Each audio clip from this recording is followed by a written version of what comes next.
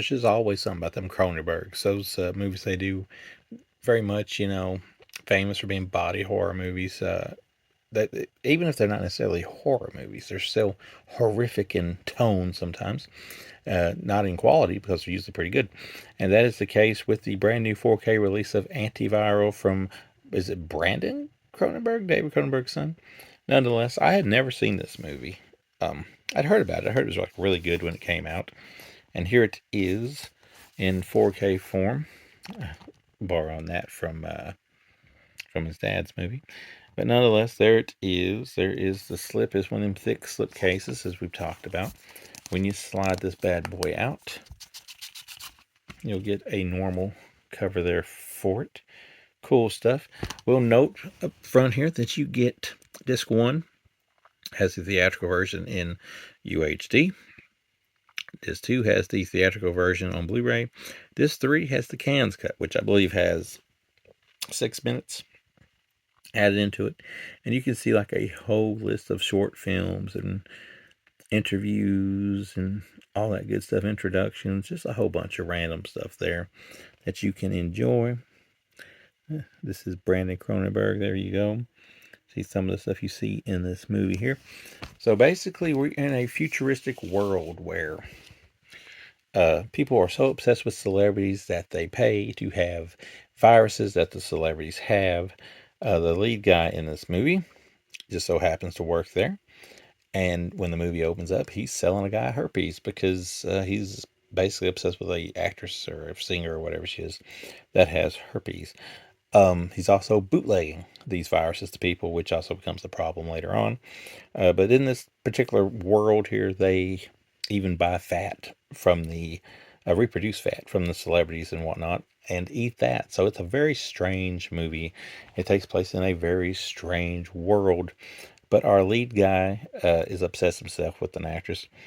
And when she's sick, he takes the place of the guy that normally does the job of drawing her blood and getting her disease so they can sell it. And goes and does so and injects himself with her illness. And then when it is revealed that she's passed away, he must then do a race against time to find a cure and find out just what in the world is going on. So yeah, it's a bit of a complicated plot. It's a almost 2-hour movie, but it's not at all a dragging movie. It's not slow. It's, it ain't fun. I don't want to say fun, but it's riveting. I think that's the word I'm looking for. Here you got a booklet here with some stuff there on it. Won't try to show too much because obviously you don't want to spoil things. But this feller here, I can't think of his name.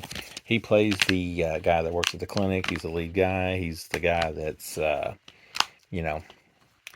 getting very, very, very sick as he tries to figure out what is going on. With movies these days, like, The Substance that was so popular and so well liked, if you're into that sort of thing, then Antiviral is definitely an OG of modern day body horror that you would probably want to check out. It does give you some very cool moments of some very good effects. There's some gross moments. There's lots of needles penetrating skin, which was apparently realistic. Very good, or very, very much real, I should say. There is very good performances all around. Malcolm McDowell is in here, as you can probably see on the back. He's in this. So yeah, it's loaded top to bottom with good stuff. So this is a movie that I went into blindly. I didn't really read the plot, because I kind of wanted to go in blind, because I feel I enjoy movies more when you do that. So I went into it that way, and I liked what I saw. And the ending is pretty well rewarding. It's very strange, as you would probably guess from a Cronenberg.